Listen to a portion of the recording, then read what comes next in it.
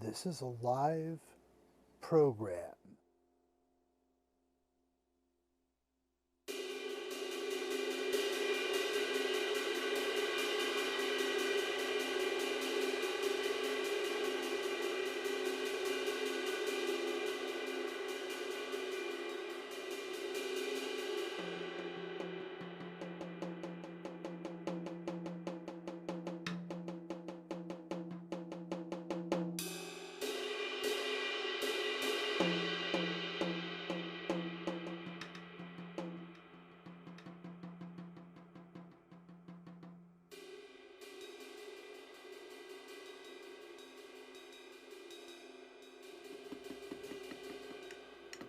Hello there. Welcome back.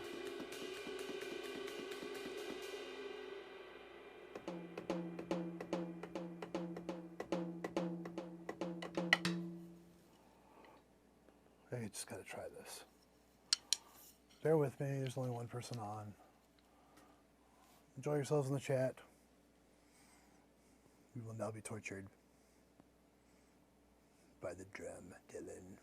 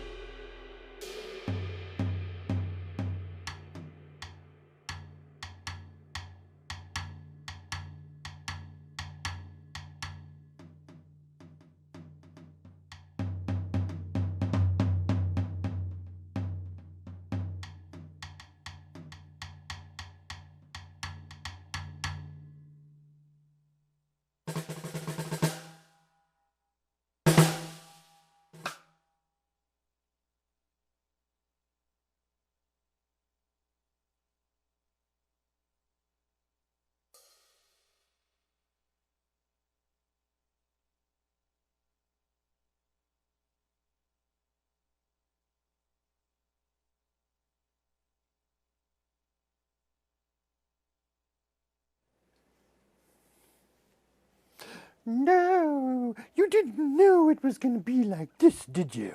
You thought you were going to see a guy playing a tuba talking about what's going on in the world, not just entertaining you with a drum that he has no idea how to play and an Elmo with a strange accent. Ah, you thought right. You did.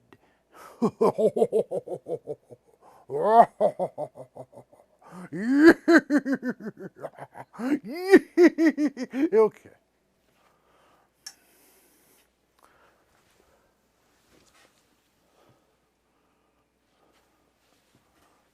All right. 3 concurrent viewers. Yes, we're off to a great start here on the Tubadylan show. Let's get the music going. Let's start the show now. Let's get serious, folks.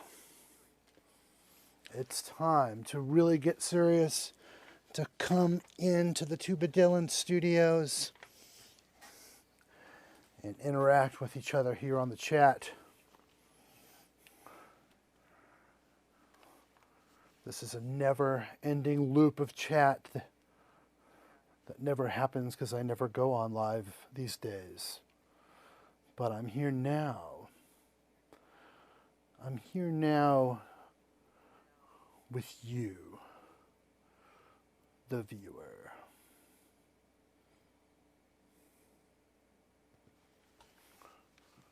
Peekaboo. I see you. This is the studio here. It still works. I haven't fired it up or gone live in a while, but it's working. It drives me crazy when I hear my echo in here, but I had to check that the audio was going out to you folks out there. We have audio going out. Look at that head right there.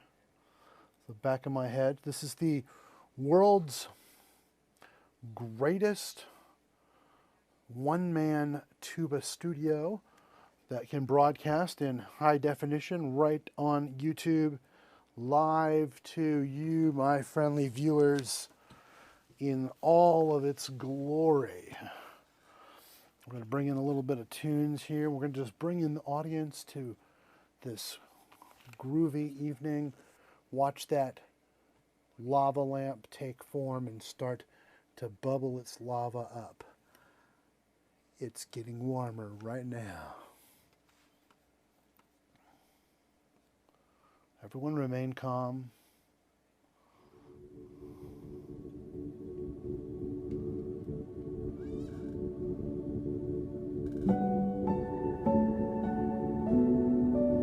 The show is beginning now.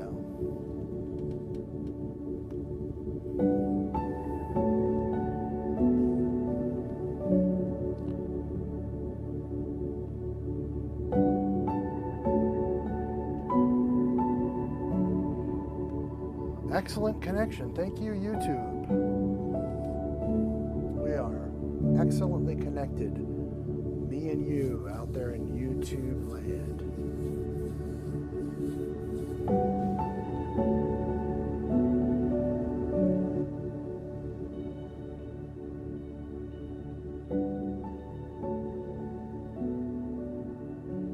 Okay. Oh, that was terrible.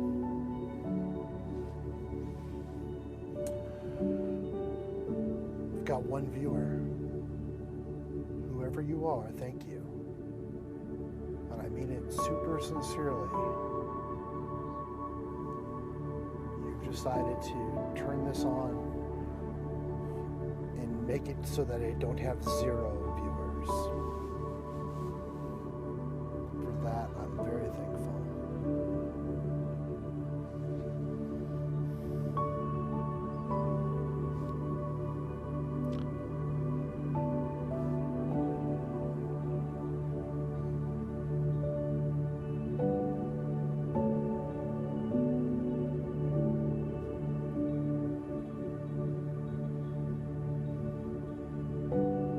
Checking all these cameras here. Several. 2 cameras where I can sit in the chat when it's going really good. And see the flow of the conversation. Sometimes there are so many millions of people in my chat that I don't even have a chance to keep up with the conversation as people are super chatting, and so just to have a few listeners at this time and not my usual 40, 50,000 or a million, it's very exciting. So yeah, that's good to have you here. Our 2 viewers, we're relaxing here, late night. It's actually technically early morning. Live here from Charlotte, North Carolina. The greatest little city in the South. Welcome to my show. I don't have much to talk about. I have nothing prepared other than to tell you that I'm back. I've been off for quite a while. And then I'm listening to myself in an echo and just trying to get used to that.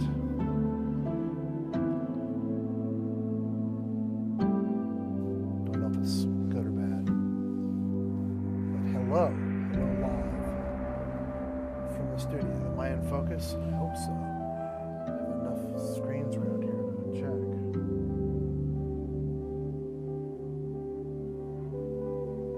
I think so. I think I'm in focus on this one. I've got other video sources here. I'll show you this one. Hello, mower not mower. Thank you for being the first to comment. I call this the puppet cam. Kind of hides my head, but guess what? Oh, I can stretch my legs here. And that super old GH4 will lock into its focus at some point. So how's your evening going? You're watching a guy doing an extreme close-up on the tuba show that's never on in the middle of the World Wide Web. Good to see you. How was your day, mower?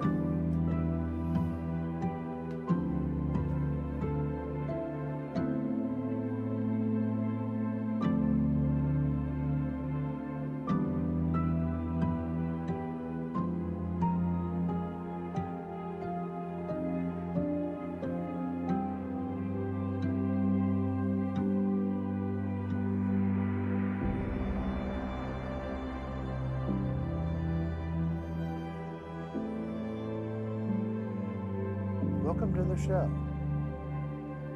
I'm trying to see you in there, but I just can't see you.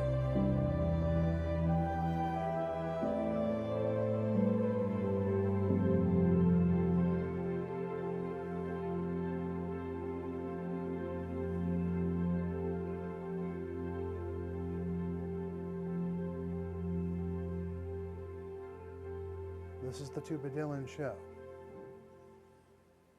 It's sometimes out of focus.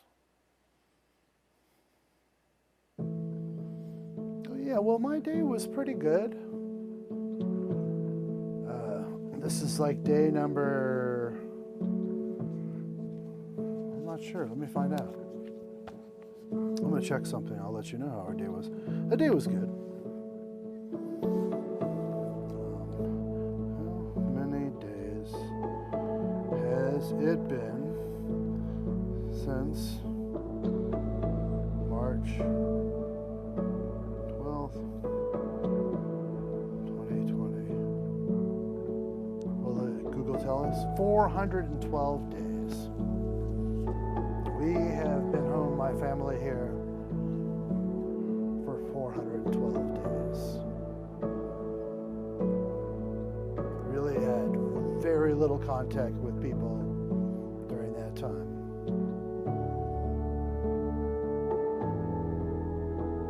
Interesting fact. So that camera is like the extreme close-up camera. But I like the Sony look here. Turn this off. So you can hear me coming in okay, even with the music. That's good. And now since I took the music off of me, I'm going to bring it down even more. So this is more of a talky show. I don't know what I'm going to be talking about.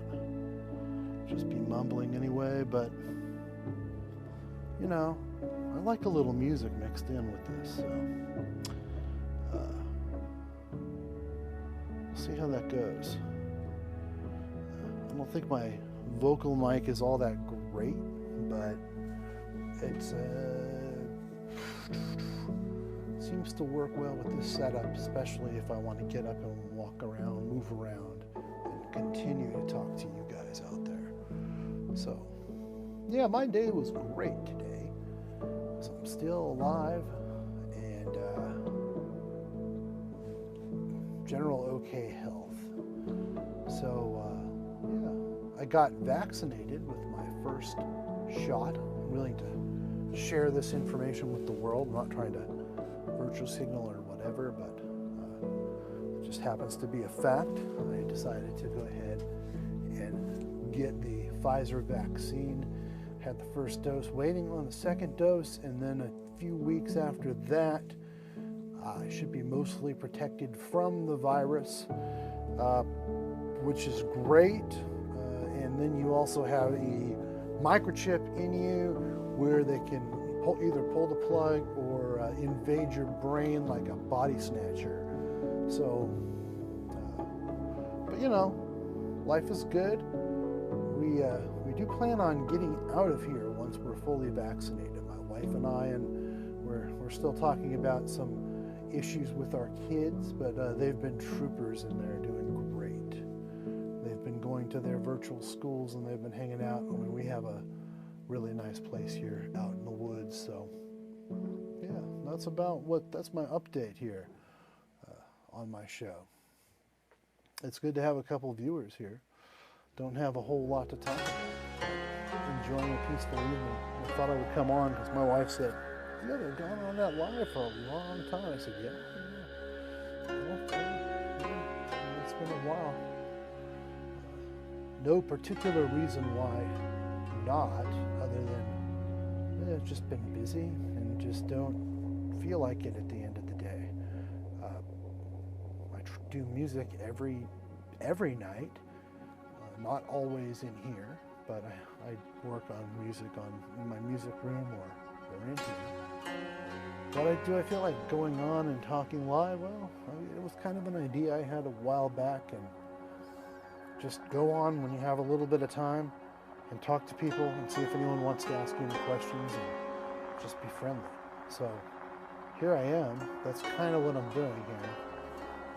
So, got nothing for you, but you can ask things in the comments. There was something I did want to do, but I don't know if I can make it happen.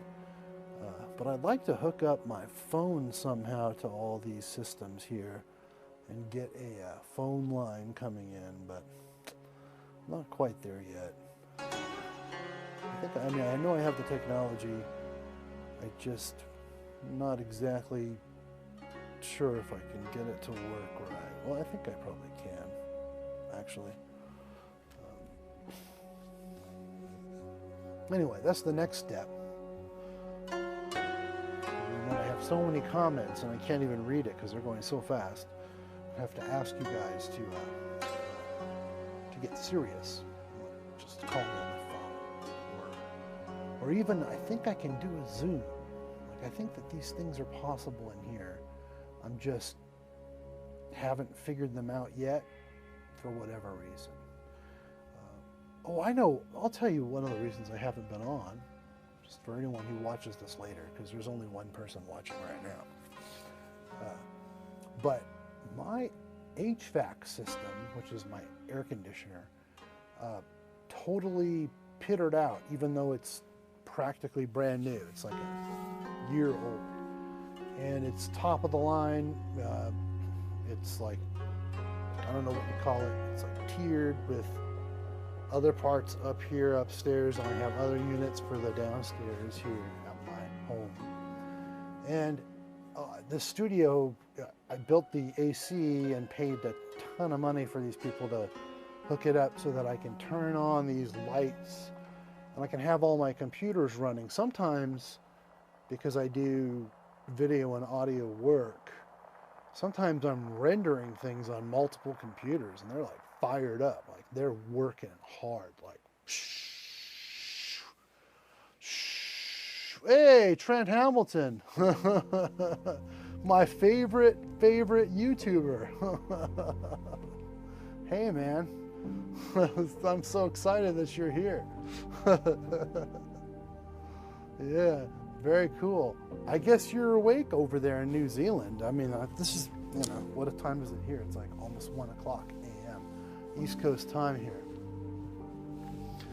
So, hey, that's very exciting. I'm ranting on about something. Oh, well, you'll get this, Trent, because you've got this home studio, and it gets hot. If you're filming and you're a big dude, you're like, you can get really hot, and you don't want to be all sweaty when you're filming. I mean, although sometimes it's kind of funny if you do it right. But 4:52 p.m. Oh, your day is winding down. Your afternoon. That's yeah, that's the other side of the world there. Oh, I've always wanted to visit New Zealand.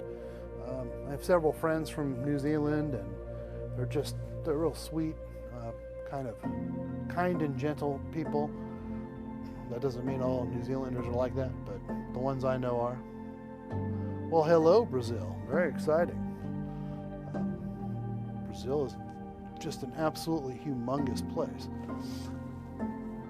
I had aircon in my music room, the only room in the house that had air conditioning when we moved in. Yeah, Trent, well, what I was saying was, so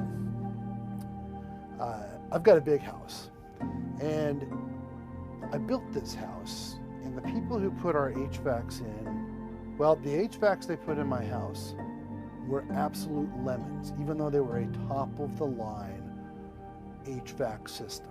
I'll say their name because I don't have any loyalty to them, and I'm not trying to diss them or anything, but it's a company called Lennox, and they make good stuff, and they put that in when we built our house. And those things lasted 5 and 6 years. I mean, they're supposed to last 10 to 20 years. I've had ones I had one in another house that was 24 years old and still running strong, believe it or not, like crazy. Peter Gregg, all right. How's it going? We got an East Coaster here. Peter Gregg, the camera genius from the Christmas room in sunny South Florida. Very exciting. Yeah, Lemons by Lennox. Dude, they both died within like 5 or 6 years. And I talked to the HVAC people. They confirmed that these were lemons. Even there were class action lawsuits against Lennox. But if you do the research, during the time we got it around 2013, they had some sort of great coils shortage, or they had bad coils, bad minerals, like in all these different units, different companies. So there were tons of lemons during that time from all different companies. Now we totally got the worst HVAC. And so when my HVAC guys finally came, these are different ones than the ones who installed the crummy system when we built the house. But these guys said, you know, Lennox is still the best, like they're even better now. So let us put in Lennox, you won't be disappointed. You'll never have to worry about your AC again. Like, it's gonna be so powerful. You can get your studio to 60 degrees when it's 100 degrees outside, while your bedroom over there is 70 degrees, and you know, you're downstairs is 70 or whatever you want. It's gonna kick butt. Now, it costs a fortune. It costs $25,000 to replace the system. Just a fortune. And we did it last year, and partially, I think, was it during the pandemic or right before? Yeah. Anyway, put in the top air conditioner that you can put in a house this size, with computer, controls and all that. And from the get-go, it worked very powerfully and completely silently in here, which was part of the plan, and it's great. Yeah, 25,000. That's probably more than you make. Well, I don't know, man. You're a pretty big YouTuber now, dude. I mean, are you putting out 2 videos a week? You're probably making at least 25,000 American on the Trent Hamilton YouTube show. That's what I would think. But yeah, I mean, okay, so the Linux, these systems died. I put in the greatest system ever, and I don't know what's happened, but we've had people out here over the past couple months, like several times, had to wait on whole new computer boards for this machine. So everything Linux is like, yeah, these, I went with the same company, and I think I got 2 more lemons. Well, I mean, one of them has been working fine, but 1 more lemon I can't even believe it. Yeah, you did lose weight. That was good. I lost a little weight. I mean, yeah, I had lost a little bit more weight, and then I blew out my knee again. And then I had to like just hobble around the house with a cane for several weeks and like gain some more weight back. But I'm still way down from what I used to be. So the very slow weight loss plan is what I'm into. Yeah, I'm gonna turn this way because I like. Let me see here. Ba-boosh. So on this, when I'm on this camera here, right below this camera, I have a monitor that shows the main program feed, and then a monitor that literally is showing me the YouTube feeds. So now that someone's actually talking to me, I can turn this way, and then I don't have to keep turning to look. I could just glance down and see what you're saying. I actually have a second station over there on my main workstation where I do my work, my scoring and music editing. My old plan was don't weigh myself and hope for the best. Oh, far out. Your setup is insane. Yeah, this place is pretty insane. I don't have the setup that hits me from the back of this room, but here's the wide view with the slider. I love this one. This gives you a good idea. This is like half of my room here. There's a whole nother half, and I have some shots. So let's see, where's my so I've got the studio wide shot here.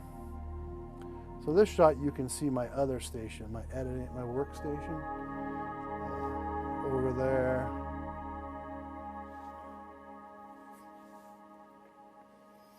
And I actually have a camera there that I can go and sit there and talk to my audience now.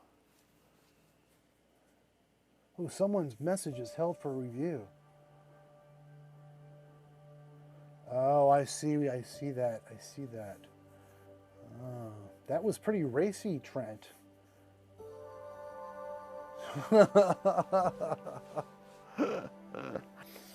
Yeah. That's like my main scoring, music editing station, where I do voiceover work and stuff, is over there. So, but this is my this is like my little one-man band tuba studio here, which I just don't use nearly enough. But I do like the fact that I created it,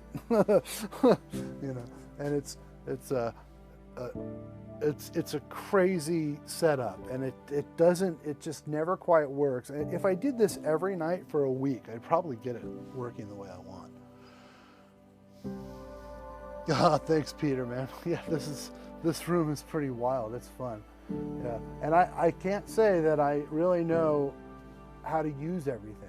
I kind of do in certain general sense, know how to use things and know how to play different instruments and all of these things, but I couldn't really say that I wish I could just start up loops and just like, I did a few of those shows. If you go back to the very first live streams, I was like trying to make some music with this, and finally got things hooked up together. And boy, it was really strange. I mean, it might have been good, but then sort of the whole pandemic hit, and I just didn't feel motivated to do this weird show with puppets, and I just feel like more serious. Like, so I feel like if I go on, I might as well just hang out and talk to whoever wants to say hi, you know. Which I like. Like, I like that just a few people that I know here on YouTube are willing to chime in. That's really exciting for me. You know. Hope you're doing well down there, Peter. I mean, the pandemic and but Florida's the land of the free, man. Florida's a good place. So, and I hope you guys are hearing me, because I don't hear the mix. I got to put these on to hear the mix. I guess you can still hear me, and I don't know exactly what the music mix is happening or what's on it, but it should be okay. That's my Sony a7 III camera. Hey, Steven. Well, thanks for saying hi. That's super cool. Yeah.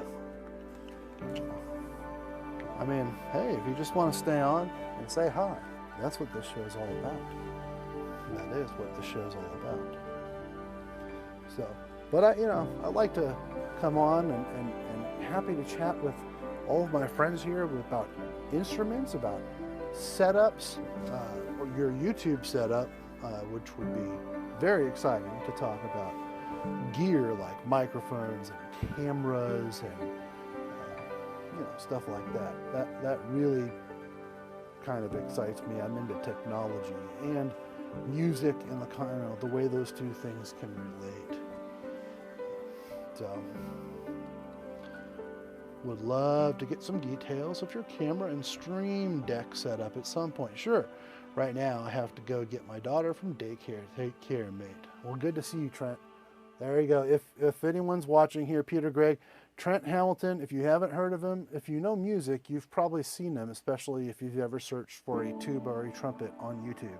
But go subscribe to his channel. He's like one of my favorite guys, and he's super funny and very dry in his humor, and I just love it. I just love it. And he's an absolutely fantastic player. So, and he probably won't tell you that. None of us people who play music will ever think they're good enough. But I really like Trent's playing. He'll play any instrument, no matter how good or bad that instrument is. He'll give it a good old try, and he's quite a virtuoso with his playing. Yeah, Trent Hamilton's excellent. Yeah. So good to see you, man. Take good care of your daughter, and glad to see you. That keep making the videos and that your back's feeling better and all that. I hope so. You're one of the biggest faces on YouTube, literally. Well, that's because you don't have a cinematic lens and you have your background right up against you. You don't have space, to give that kind of false cinematic lighting look, to make you look more handsome, so your face is not super big or super crazy, But any of us can do that if you just have the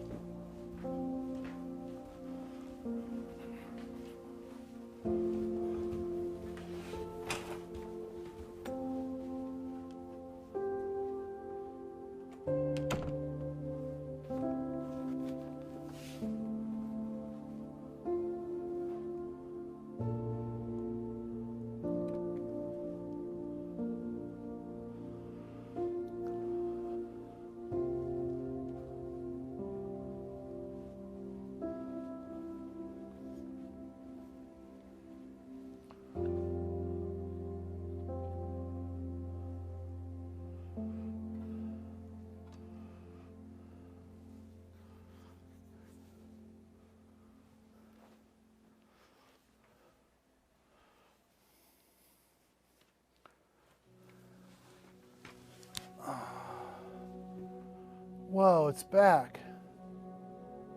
Sweet. Good for YouTube. Had a power outage. Not now.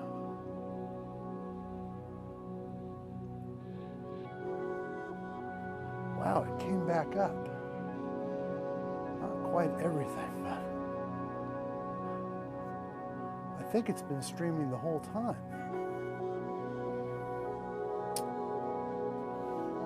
Turn the house lights off because they're part of the crazy problem here. Let me see something.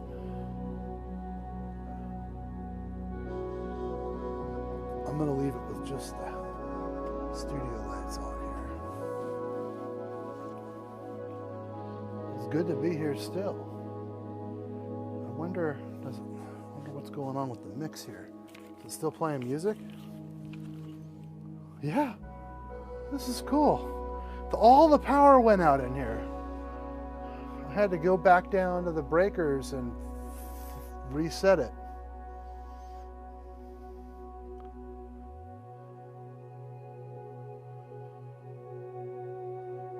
So welcome back. I'm welcoming myself back to my own show. It's still going. Just tuning in, we've had an exciting show thus far, and I'm here for you. Now, some of these cameras probably went out of focus, especially this one. Yep.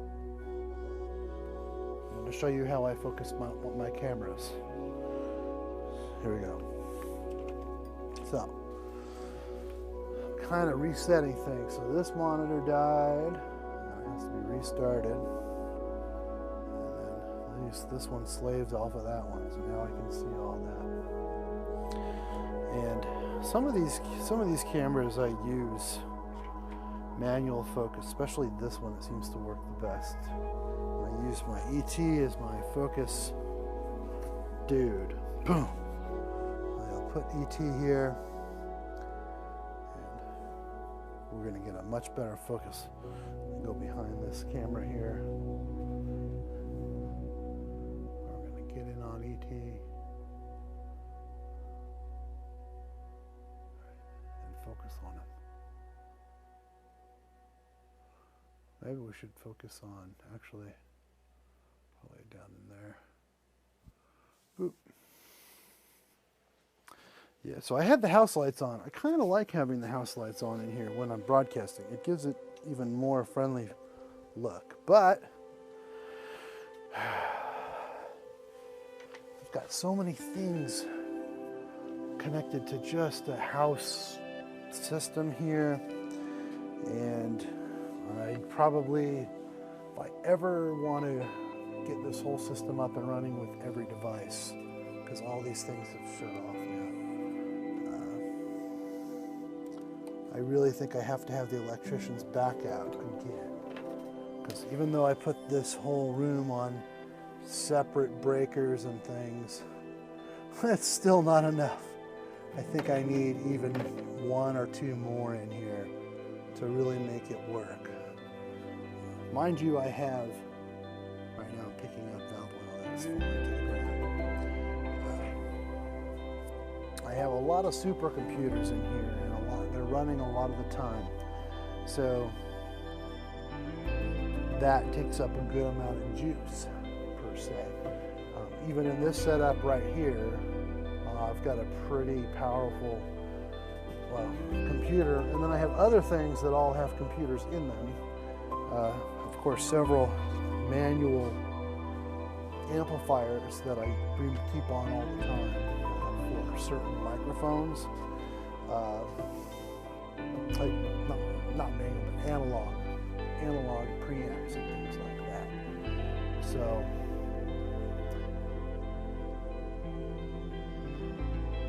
but hey, you know, this is a different shot. I could turn it even a little more, and then I could do the two of me thing. I like that effect. You obviously own both a 6/4 C and a 4/4 in different bores. What do you think bore has to do with response, low range, etc.? Well, that's a great question, Theo. That's a great question. It's interesting. I prefer playing a small bore instrument for just pure dexterity and ease of playing as a bass instrument. And the tuba can overpower lots of different instruments. So if you're playing in most acoustic environments, other than a large orchestra,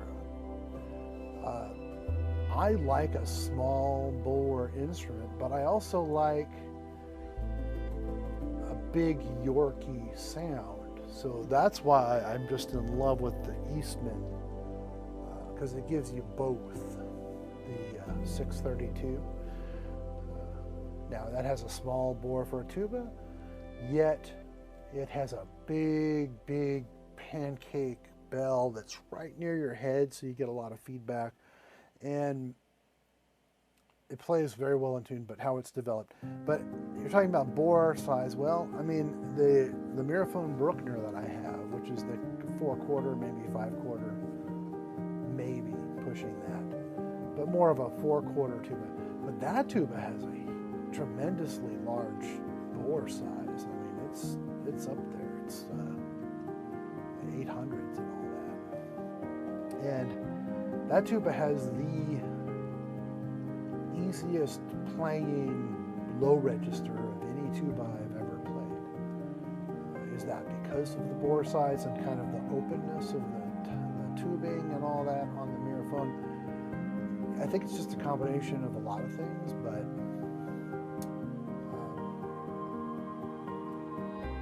I wouldn't say that it necessarily contributes to low register, because that Mac Brass 3/4 double C that I have has been growing despite its Chinese deficiencies. It's got some things I don't like about it. But if that horn would be just super killer awesome horn if Yamaha had actually built it. But kudos to Mac Brass for having done it. But the low range on that horn, it's just as easy to play than on the big board Miraphone tuba. But that horn, if you're in an orchestra setting, at least today's orchestra sound may or may not be strong enough to really pound out some of those opera scores, film score music, and things like that. It really depends on what people are looking for and the hall that you're playing in. So much depends on the space you play in as to how your tuba should sound and how it will blend. I mean, it depends on the people you're playing with, of course. And that goes with like the combination of people you're playing with, whether it's a brass quintet or a wind ensemble or an orchestra or solo, or if you're a tuba player playing with a bunch of string players or something, right? So I don't know, different bore size on a tuba. I don't think it necessarily makes a difference on the low register. It might, because my biggest bore horn has the nicest, most in tune low register. I don't know. Different horns have different qualities. Zorvac, been thinking about getting that 3/4 Mac brass. I already got 3 tubas, so I don't really need it. Yeah, I know. Yeah, okay. So that tuba is downstairs in my music room right now, and I bring that tuba all around the house. That's like my main tuba. It's nice and compact, easy to hold. It's easy to put down like on a couch. It's easy to put down on the bell, because the bell, the 16-inch, don't get the smaller bell, get the bigger bell. I think he only makes it now in 16. When he first did it, I think he had 2 sizes, but I think he told me that everyone wanted the 16, so that's just what he decided to go with. I'm not 100% sure about that. But the one I have is the 16, and man, that horn, it's grown on me so much. I got this Long Island Brass Company custom mouthpiece they made me, and I tried it on horns in here, and I really didn't like it. It's kind of a big mouthpiece. Like, anyway, I tried it on that Mac brass downstairs, and I've just been loving it. Like, I could just play up and down that horn real easy. Like, the low register is better than the Eastman. The Mac brass is better than the Eastman.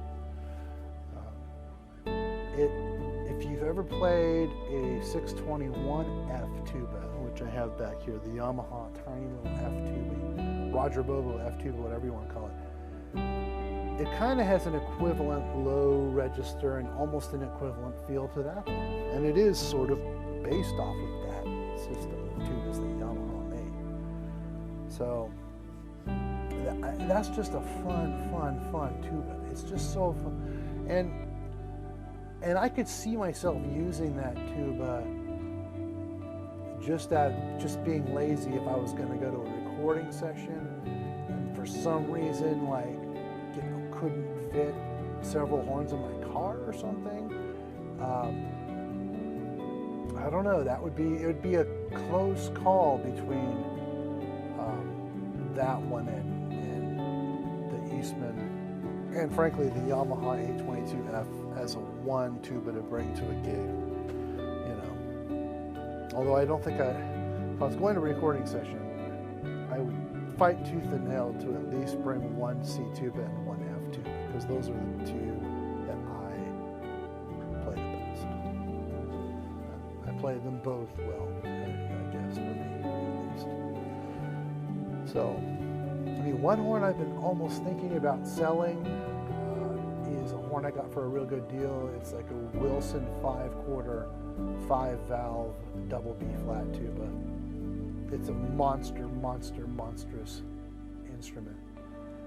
Technically my biggest horn, and like bigger than the York Pruner if you look at it, because it's a B flat, so it has longer tubing. But that horn, I don't know. I don't know if I'll ever play B flat. I don't know if I'd bring that horn out to any kind of ensemble I was going to play with, because I did it one time and struggled through it and was thankful and actually sort of got through the rehearsal without being absolutely awful. I was very surprised that I was able to adjust, but it was no fun. Unless I did it regularly on a B flat, I don't want to deal with that. I'm totally ranting now, but hey, this is my show, so I can answer one. I'm only getting one question every 5 minutes, so I can answer every question with a 5-minute rant about nothing, or you know. But yeah, you were asking about bore size, and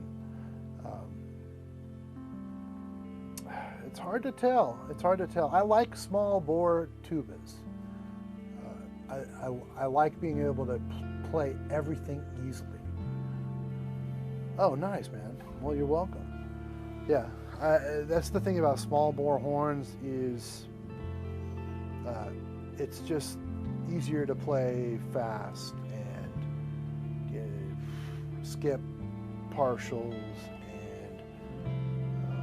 and play in tune. I mean, I don't know, like my York Brunner sounds better than all my tubas. I don't know, it's just like Hirschbrunner builds a bell. I mean, I played on those Wessex Chicago Presents and Chicago York copies. Those are the only York copies that I've played on, other than my York Brunner and a few other York Brunners back in the 90s. So don't have a lot to compare it to, but that horn it has a relatively large bore and it's a huge horn, but it doesn't have as big a bore as the Miraphone. That horn sounds so incredible. You've got to work harder to keep it in tune. That's what I like about some of these modern instruments. I mean, they're almost magical. They can play so well in tune and feel good enough without having to pull slides. You know? So I think that's always a good thing. If you watch the modern tuba players with their big 6/4 tubas, you always have to pull slides. I have some tubas here that I can set up where I can play pretty much all the chromatics without touching or pulling slides. Now, if I was playing in an exposed orchestra part, are there a few notes on these horns that would benefit from a little bit of slide movement? Absolutely. But they're close enough that you don't really need it, which is great. I mean, until I had the Bruckner, the Mac Brass, and the Eastman, I needed to pull slides. I don't have to, on my F tubas, I've never had to pull slides. Maybe they're a little more forgiving in a sense with the lip slurs, I don't know. Those could benefit from it too, just on my particular F tubas, they're not so comfortable to get to, and I just figured out how to play them without doing it. They're set up in a way that it'll play in tune. If I had to like hold one of the borderline notes on those horns, and they're not too bad, so they're not borderline really that much, but if I had to hold a note that I knew was just, you know, on the edge of being out of tune, I would maybe grab a slide if I could reach it. Maybe. I mean, this is really tuba talk now, but hey, you know, tubadylan. But I'm here to talk about anything here. I went downstairs and reset my whole studio because all the lights went out and somehow the stream remained on. Well, I'm pretty sure it remained on because my laptop has a built-in battery, which is always plugged in, so it's always at 100% charge. But like all my cameras went dead. I think my Sling Studio remained on. I don't know, you probably couldn't hear me because my Sony camera, which is this mic here, went dead. But technically I may have even been able to hook in one of the microphones in here and talk to you, but all those cameras died, I think every camera is hardwired in here. Yeah, well, I'm ranting now about my power outage here, but hey, I'm back on. It's a 57-minute stream. I'll probably go for just a few more minutes and do a full 1 hour tubadylan live stream. No tuba playing today. You got one puppet in the very beginning. If you were tuned in the very beginning, there was one puppet and some terrible drumming. Which, yeah, it's late. Yeah, I hear you. For me, it's late, 1:30. I typically will be up late at night. I've always been like that. My daughter's a little bit of a night owl now too, but maybe it's a musician thing or whatever. But I like being up at night. I think maybe it's because the rest of the world quiets down, and then I can sort of hear myself think, but I'm not totally sure. Lucky Mr. Hirschbrunner's retired, I think. Well, yeah, but you know, his parts and his designs were all sold. His family, his son sold them to the Adams Company. And Adams will build a York Runner tuba, which is probably, I wouldn't be surprised if it could even be better than the Hirschbrunners. The Hirschbrunners were all very different. The one that I have was done in the year transition where they first started manufacturing certain parts for it. It was all handmade before, I think, 1993. All the ones before that were 100% handmade. Mine was made in that year where they were transferring over to using some machining for a few of the parts. And I think that mine didn't end up with all the machine parts, so mine's like half handmade. And mine was real special because I got mine brand new. I bought it brand new. I got a great deal on it. Back then I was playing and doing some studio stuff. Was good friends with Tommy Johnson, and they were happy to give me a great deal on it because they wanted a horn in LA. I was going to be the first person to have one in LA. It's $25,000 for an Adams York Runner. Oh, okay, okay. Yeah, well, in 1994, I got a special price on mine, and mine was $16,500, my York Runner. Hey there, boss. Sorry I'm late. Just got done with my spring concert. Oh, wow, way to go, Danger. Wow, that's cool. I haven't played with the band in a long time. I've been stuck at home for 412 days. Can't wait to get out there and play again. I like seeing Charlotte grow, so I'm kind of curious to see if the music community here is going to start flourishing, because I've been here for 14 years now, and this town just really lacks a love of music and creativity. I think the people of the town would love to see more of that, but I just think it sincerely lacks it. The orchestra isn't bad. It's better than I would have expected when I came here from LA. But there's not a whole lot of culture here, is there? So, and of course I haven't gone anywhere for a while, so I'm completely uncultured. Totally, completely uncultured. And my computer's giving me all kinds of notifications, and just freaked out. So you want to use the audio device Rodecaster Pro? Well, I do want to use it, but maybe not now. I'm just going to say don't use for now. I would get reset some of these things.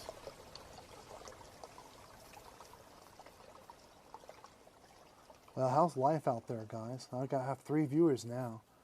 I actually had 5 viewers when the power went out. Like, it was getting so exciting in here. I had 2 YouTube celebrities talking to me live, in Trent Hamilton and Peter Gregg. So I'm not starstruck by them or anything, but I was excited to hear from them and to talk to them live. But now we're down to 3, and I've now gone over an hour or so. I love talking to you guys. I love talking about tubas. I like talking about gear. I like talking about the world. Whatever's going on in your world, I'm happy to talk about anything. You can pretty much ask me anything. And I will tell you if I don't know it, because there's a lot of stuff I don't know. So, but hey, maybe I should just come in here more and more. I know my wife wants me to do it. She wants me to be in here every day. She's encouraged me to do it every day. And it's been like, I mean, I did one outdoors, like a week or two ago. Always do jazz band. Jazz is the best. Even if you think you're a classical junkie, you want to be a classical tuba player, classical whatever, study alternative musics. And jazz is just a combination of all music. Yeah, always do jazz. Seek every opportunity. If you're a tuba player or you're a brass player or whatever, seek every opportunity to play outside of your element and outside of the box, to play with a group that's jazzy, to play with the rock band, to play with a Dixieland band, to play with a bluegrass band, a bunch of whatever if you have an opportunity to do something that makes you feel uncomfortable, that's how you grow as a musician.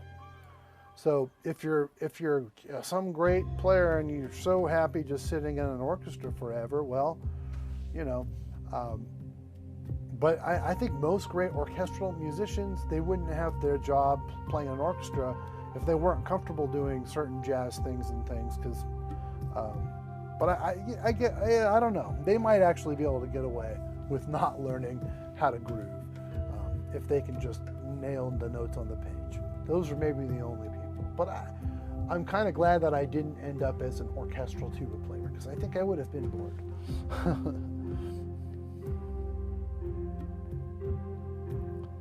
Not wild about bass bone. Yeah, I hear you. I like trombone. I like bass bone.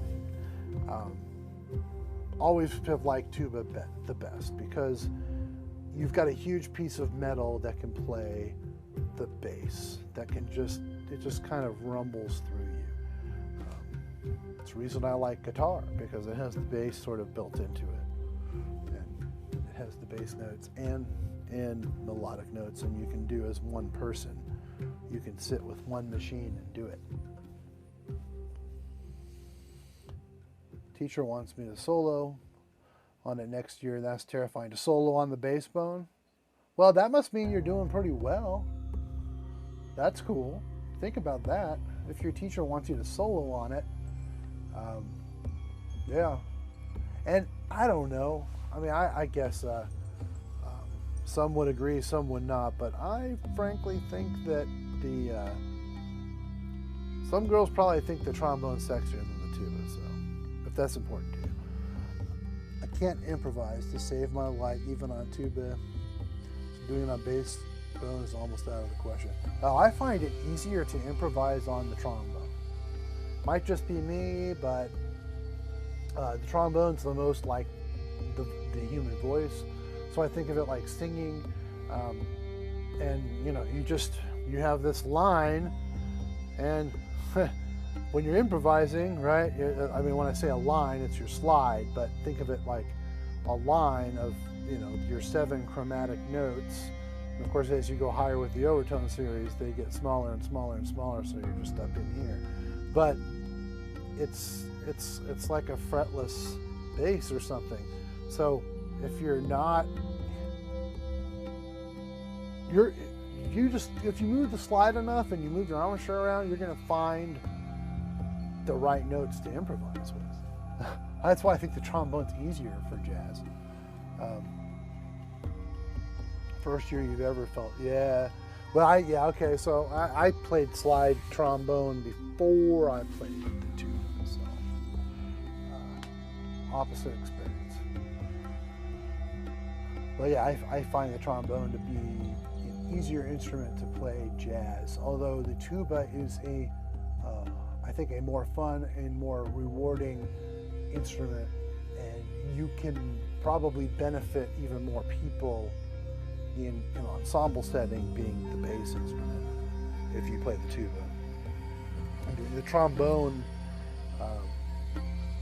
people say, oh, the tuba is an accompanying instrument. Well, yeah, I guess, but the trombone is more of an accompanying instrument. Like it hits things, but the tuba is kind of both. The tuba will hit hard with the trombones and kind of emphasize the orchestration with the trombones and the brass section. But the tuba can also be soft and supple and bassy and play bass lines and completely take the... I think the tuba can be used in almost any music situation as a bass instrument. And if the player can really play it, it will be very well received. I've always found, I've played with some very strange groups over the years, and people really liked hearing the tuba in those situations. They just loved it. I mean, I've played tuba in death metal bands, hip hop orchestras, many different configurations of jazz and rock bands. I mean, that was my thing when I played back in LA. Well, I played legit gigs a lot too, but that's, I mean, the music world is always changing, and challenging yourself to be able to adapt to change is really what being a musician is all about. So try to do everything. It's good to concentrate on one or two instruments, especially unless you're like a total spaz like me. But, you know, I say try. I feel like part of just the best part of human growth can be through musical development, and if you're not trying to take those opportunities to play jazz or play outside of your comfort zone, then you're not going to grow. You're not going to be as good of a legit player, classical player, whatever you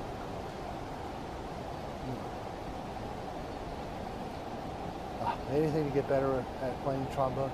Play with recordings you like.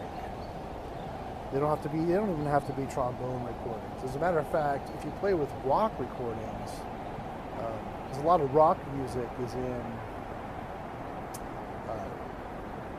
sharp keys, which you're not as used to doing that with a B flat trombone. You just play in band usually. Even jazz bands, a lot of the time they'll be in flat keys. Not always, but a lot of jazz charts would be mostly flat keys because of the nature of the instrument. Like that's what you want to orchestrate for. So play in all different keys, but grab music you like and improvise to it. Just chill out and play with it. I do that kind of all the time. That was why I did so well in LA in the time period when I was a freelancer.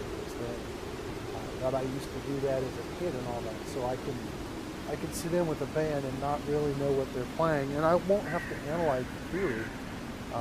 Within just a short amount of time, I can usually pick up on the keys they're playing in and get in the groove, and play the bass line, whatever it might be. But practice that. I just say practice with music you like. And just listen to a lot of music. Listen to music. That's the best thing. You get just as much training listening to music as you do practicing.